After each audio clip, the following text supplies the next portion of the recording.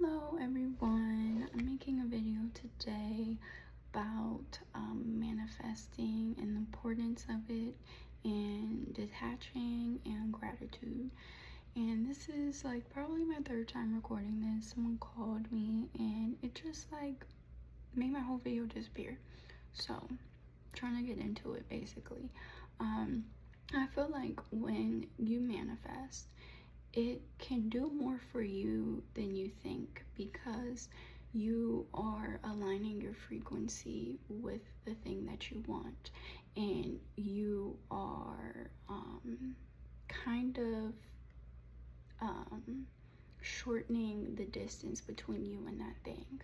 So oftentimes when we obsess about things, we or trying to manifest things, we see ourselves separate from that thing, not knowing that everything we desire is something that is most likely meant for us, or something we're meant to experience, even if it's just to be for a lesson. So, like for example, sometimes we're dealing with even like unavailable partners where they aren't showing up how you need them to, or they're not fully available for you.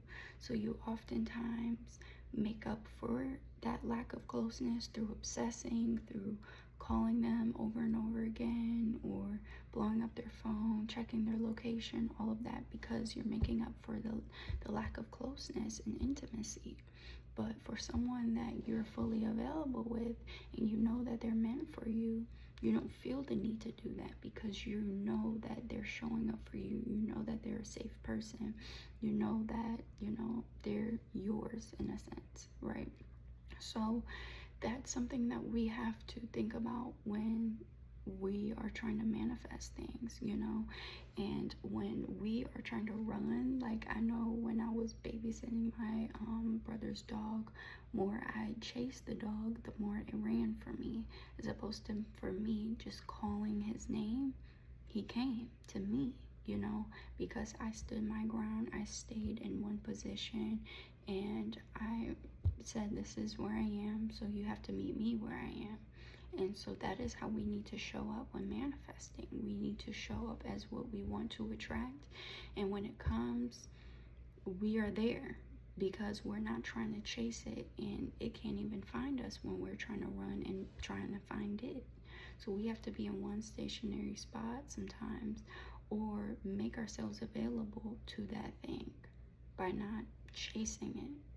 Because sometimes when we chase things, we're not actually being available for that thing to come to us, So when we are just staying in the present moment, being fully available, being in the present, is what I mean by staying still.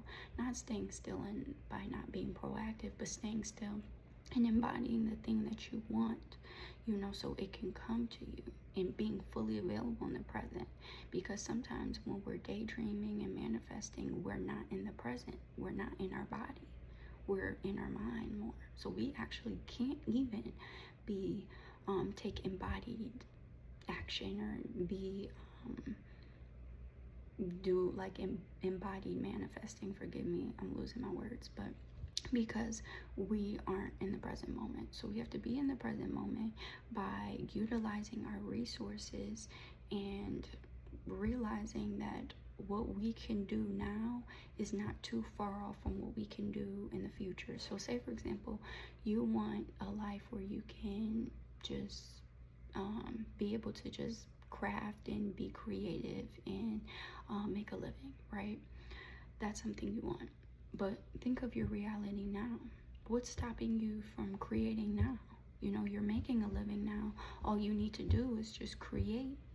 So think of that, think of how you can make your present reality the same to what you want in the future. Like the person that is rich and can just be creative, they're going to make a living, they have streams of income, and they prioritize their creativity. In your present moment, in your 9 to 5, prioritize your creativity while you're working, so you can manifest that thing, and eventually it'll come to you, and resources and streams of income will come because you did your part in being creative. So that's just something I wanted to put out there. And a watch pot doesn't boil. That's a one key thing too. The more we keep checking up on it, the more something can't grow, you know, because we're not, like, say for example, we're so checking up on the plant, trying to see, did it grow, did it grow, did it grow, but you're worried about that, but you're not